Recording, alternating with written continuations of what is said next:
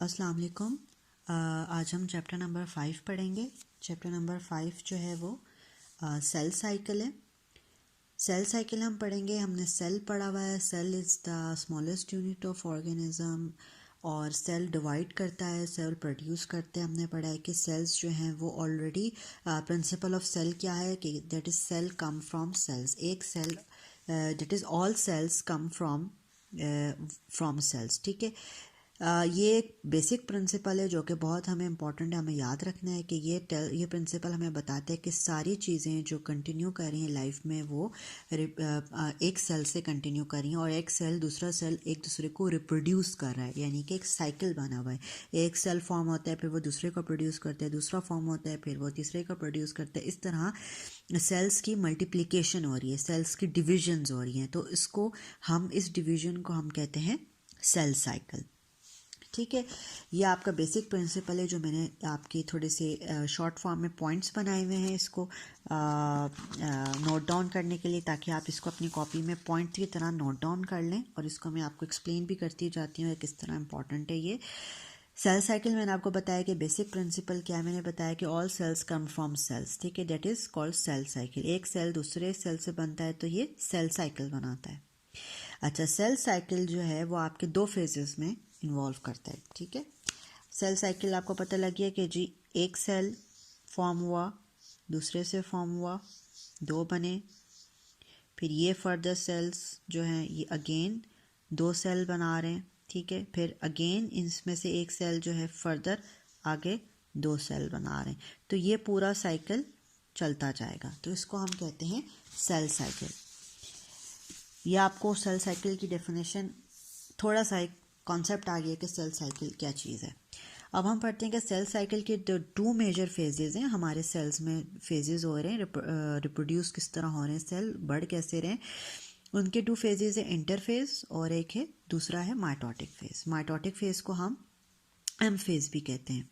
अच्छा, इंटरफेज में क्या हो रहा है कि ये मेटाबॉलिक एक्टिविटीज़ में हाई हो रही है। ठीक है, इसमें जो मेटाबॉलिक चीज़ें हैं वो मेटाबॉलिज्म का मतलब ये है कि उसमें अंदर बहुत सारी फैक्ट्रीज काम कर रही हैं, चीज़ें बना रही हैं, तो उसमें हाई है एक्टिविटीज़ इस फेज़ ऑफ साइकिल में, इस सेल के फेज़ ऑफ साइकिल में। दूसरा फेज़ क्या है, माइटोटिक फेज़ है, जो कि बहुत शॉर्ट साइकिल है और ये हम पढ़ेंगे थोड़ा सा डिटेल में आगे जाकर। अच्छा, अब हम आ जाते हैं इस मेटाबॉलिक एक्टिविटी में। हमारे पास तीन फेजेस हैं। G1 phase, first gap, S synthesis और G2। G1 फेज क्या है? G1 phase is a phase of a cycle in a cell. Cell के अंदर एक फेज है जिसमें प्रोटीन की प्रोडक्शन बहुत ज़्यादा इंक्रीज हो रही है और उसमें जो नंबर है साइज है ऑर्गेनल्स के। ऑर्गेनल्स हमें पता है क्या है, सेल्स के अंदर ऑर्गेनल्स होते हैं ना, फैक्ट्रीज होती हैं। मैंने आपको पहले भी बताया कि सेल्स के अंदर एक ऑर्गेनल्स होते हैं, फैक्ट्रीज होती है जो सेल को एनर्जी प्रोवाइड करती हैं। ठीक है, उनकी मल्टीप्लिकेशन, जो प्रोटीन बनाने की फैक्ट्री वो हमें पता है राइबोसोम्स है। ठीक है, प्रोटीन बनाने की फैक्ट्री वो इंक्रीज़ हो जाती है, साइज़ भी इंक्रीज़ हो जाता है। उसके साथ साथ क्या होता है कि एंजाइम की सिंथेसिस, यानी कि सेल के अंदर एंजाइम्स भी मौजूद है, उनकी भी प्रोडक्शन तेज़ हो जाती है। और फिर वो क्या करते हैं, जो हमारे सेल के अंदर जो न्यूक्लियस है, न्यूक्लियस के अंदर एक मटेरियल होता है, उसे हम कहते हैं क्रोमोसोम्स। क्रोमोसोम्स की डुप्लीकेशन बनाना शुरू कर देते हैं। एस फेज में क्या होता है? एस फेज में क्या होता है कि सेल डुप्लीकेट कर जाता है, एक क्रोमोसोम जो मौजूद होता है वो एस फेज में सेल बिल्कुल डुप्लीकेट कर जाता है। और G2 फेज में क्या होता है कि जो प्रोटीन सिंथेसिस है वो क्या कराती है, आपकी माइटोसिस कराती है। माइटोसिस का प्रोसेस हम डिटेल में पढ़ेंगे फर्दर। ये माइटोसिस से पहले का प्रोसेस है जो आपका सेल करा रहा है, तैयार करा रहा है सेल को कि वो चीज़ें अपनी शुरू कर दे। जब एक सेल डिवाइड होने लगता है तो वो पहले से अपनी चीज़ों को स्टोर कर देता है, एनर्जी को, और ये सारी चीज़ें स्टोर हो रही हैं, वो डुप्लीकेट क्रोमोसोम भी बना देता है ताकि आगे जाके डिवीजन जब सेल डिवाइड हो तो उनमें क्रोमोसोम्स की डिवीजन का मसला ना हो, ऑलरेडी डुप्लीकेट क्रोमोसोम्स बने हुए हों। और हर सेल में न्यूक्लियस होता है, हर न्यूक्लियस में क्रोमोसोम होता है। जब सेल डिवाइड होता है तो न्यूक्लियस भी डिवाइड होता है, जब न्यूक्लियस डिवाइड होता है जाहिर बात है क्रोमोसोम्स भी डिवाइड होता है, तो उसके लिए क्रोमोसोम्स की डुप्लीकेशन बहुत ज़रूरी है। ठीक है, तो ये माइटोसिस का प्रोसेस आ जाता है। माइटोसिस के बाद production of spindle fibre. Spindle fibre हम पढ़ेंगे क्या चीज़ है। माइटोटिक एक फेज आ जाता है, माइटोसिस शुरू हो जाता है, और माइटोसिस फिर अगेन डिवीजन आपके 2 डॉटर सेल्स में फॉर्म कर देता है। 2 डॉटर सेल्स का मतलब है कि 2 और न्यू सेल्स वो फॉर्म कर देता है। ठीक है, ये आपको मैंने बता दिया कि क्या है, या आप कॉपी में भी नोट डाउन कर लें पॉइंट्स, और या आप बुक के साइड्स में भी पॉइंट्स नोट डाउन कर लें। और लेकिन आपने ये बुक से रीड करना है, आप रीड नहीं करेंगे तो आपको समझ में नहीं आएगा। अब आ जाता है एक फेज़ है जिसका नाम है G naught phase. G naught phase क्या होता है कि ज़ाहिरी बात है एक फेज़ साइकिल में, सेल के साइकिल में ऐसा आता है कि वहाँ पर डिवीज़न ऑफ सेल्स की ज़रूरत नहीं पड़ती।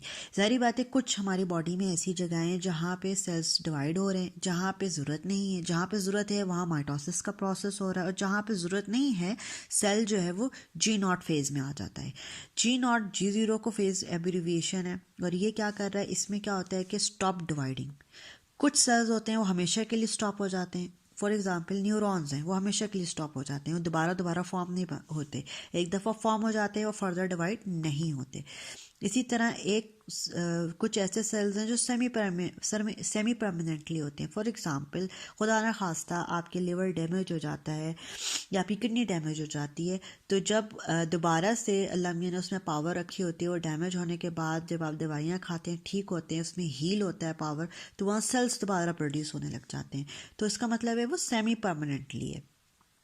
ठीक है, हाफ परमानेंट है और हाफ वो दोबारा हो सकता है। कुछ ऐसे सेल्स हैं जो हमारी बॉडी में throughout all the life हर वक्त ग्रो कर रहे हैं। ठीक है, वो बढ़ रहे हैं। For example epithelial cells. Epithelial cells क्या होते हैं, ये सेल्स होते हैं आपकी स्किन्स में प्रेजेंट होते हैं। आपकी पूरी जो बॉडी में स्किन है वो through out all the time आप बड़े हो रहे हैं, ग्रो कर रही है। इसी तरह एक वक्त आता है वो ग्रो करती रहती, कभी चोट लग जाता है तो आपने देखा है स्किन जो है दोबारा हील हो जाती है। तो दीज आर द सेल्स जो आपके थ्रू आउट आपकी ग्रो कर रहे हैं। यहाँ तक आपको समझ आ गई है G1 फेज़ की, जी नॉट फेज़ की, एस सिंथेसिस की, G2 फेज़ की।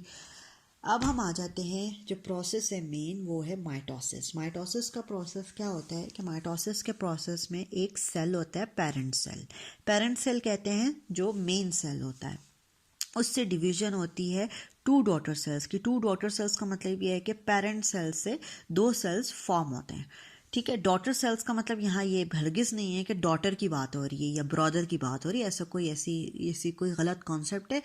इसमें यहाँ पे बात हो रही है डॉटर सेल्स का मतलब है they are identical to the parent cell and they are identical to each other, so they are called a daughter cell. ठीक है, अच्छा, they have the same number of chromosomes. ठीक है, ईच डॉटर सेल्स के पास same number of chromosomes होता है mitosis में। ये बेसिक कॉन्सेप्ट आपने बिठा लेना है कि माइटोसिस में क्या हो रहा है कि डिवीजन ऑफ सेल हो रहा है with equal number of chromosomes. कोई क्रोमोसोम्स में कमी नहीं हो रही, कोई शॉर्टेज नहीं हो रही। अगर यहाँ पे 46 क्रोमोसोम्स है तो यहाँ इक्वल नंबर ऑफ क्रोमोसोम्स है। 23 यहाँ पे, 23 यहाँ पे, तो इक्वल टू 46 क्रोमोसोम्स है। ठीक है, हमारी बॉडी में नॉर्मली 46 नंबर ऑफ क्रोमोसोम्स होते हैं। ठीक है, तो इसका मतलब है सेम नंबर ऑफ क्रोमोसोम्स होते हैं, कोई इसमें हाफ क्रोमोसोम्स नहीं होते, इक्वल नंबर ऑफ डिस्ट्रीब्यूशन होती है क्रोमोसोम्स की। अच्छा, फेजेस ऑफ माइटोसिस हमारे पास, अब माइटोसिस में भी फेजेस हैं। फेजेस क्या हैं इसमें, अब जब माइटोसिस में फेजेस आ जाते हैं तो माइटोसिस में 2 तरीके के डिवीजन, सेल के अंदर माइटोसिस के प्रोसेस में 2 तरीके की डिवीजन हो रही है। एक डिवीजन को कहते हैं कैरियोकाइनेसिस, एक डिवीजन को कहते हैं साइटोकाइनेसिस। ना जो कैरियोकाइनेसिस का जो डिवीजन है वो न्यूक्लियस का डिवीजन है। जहाँ पे न्यूक्लियस डिवाइड होगा वहाँ पे कैरियोकाइनेसिस होगा, जहाँ पे साइटोप्लाज्म डिवाइड होगा उसे हम कहेंगे साइटोकाइनेसिस। अब हमारे पास जो है ना फेजेस है माइटोसिस के, ये मैंने बहुत शॉर्ट फॉर्म में बनाया हुआ है और बहुत स्ट्रेट बनाया हुआ है, लेकिन आपने ये रीड करना है। ये मैं आपका कॉन्सेप्ट क्लियर कर रही हूँ कि प्रोफेज में होता क्या है। ना प्रोफेज जो माइटोसिस का पहला फेज है उसमें होता ही है कि जो आपका ये क्रोमोसोम्स है, क्रोमेटिन मटेरियल इसको हम कहते हैं, ये हमने पढ़ा था कि ये डुप्लीकेट हो जाते हैं, जाहिर सी बात है, और ये जो है ये कंडेंस होके क्रोमोसोम्स बन जाते हैं, यानी कि ये क्रोमोसोम्स बन गए। ठीक है, ये क्रोमोसोम्स बन गए आपके। अच्छा, क्रोमोसोम्स बन गए। एक हमने जगह पढ़ा था कि जी स्पिंडल फाइबर्स इनको कहते हैं, ये फाइबर्स निकालते हैं और ये इनका नाम है स्पिंडल फाइबर्स। स्पिंडल फाइबर्स जो होते हैं इनका ये काम होता है कि ये फाइबर्स को